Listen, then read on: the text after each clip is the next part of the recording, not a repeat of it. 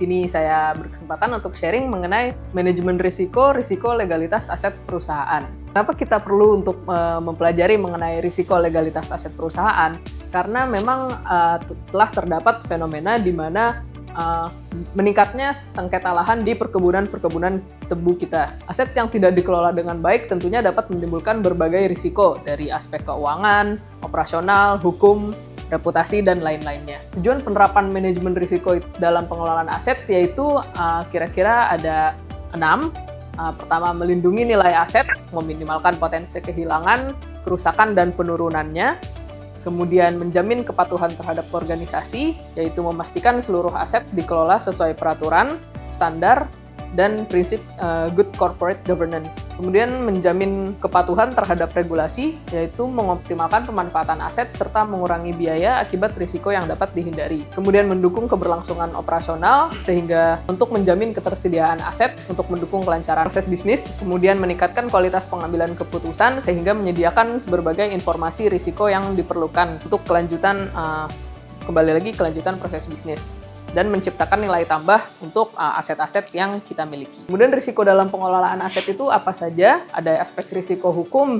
Risiko tersebut muncul akibat kelemahan aspek yuridis, pelanggaran terhadap peraturan, ketidaklengkapan dokumen, dan perubahan peraturan. Risiko operasional yaitu risiko yang muncul akibat kegagalan proses internal, SDM, sistem, maupun faktor eksternal yang memengaruhi pengelolaan aset. Kemudian risiko keuangan yaitu risiko yang berkaitan dengan penurunan nilai ekonomi dari aset tersebut, serta timbulnya kerugian finansial dari pengelolaan aset yang tidak optimal tersebut.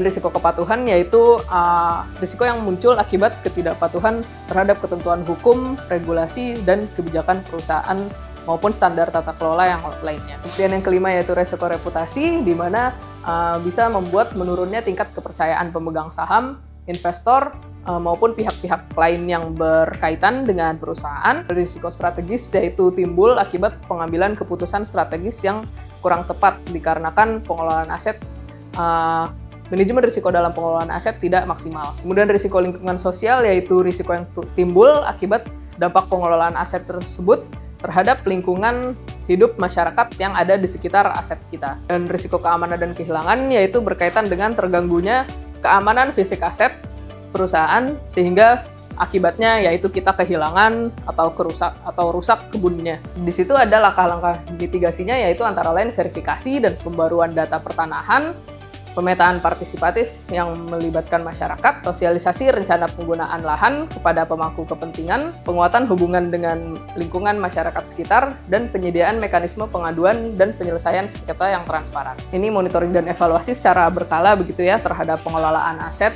terhadap penerapan manajemen risiko pengelolaan aset. Baik, sekian mungkin. Terima kasih atas waktunya Bapak Ibu telah menghadiri sharing mengenai manajemen risiko terhadap pengelolaan aset.